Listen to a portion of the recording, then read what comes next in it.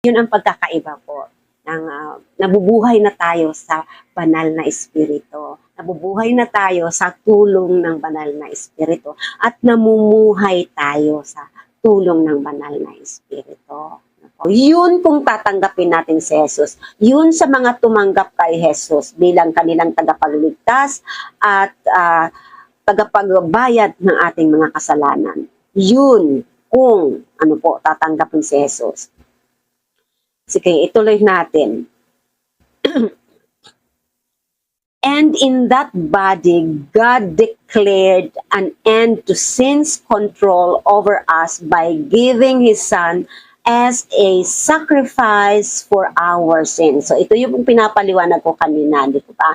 Na ginawang sakripisyo si Jesus para sa ating mga makasalanan, pambayad sa ating mga kasalanan. He did this so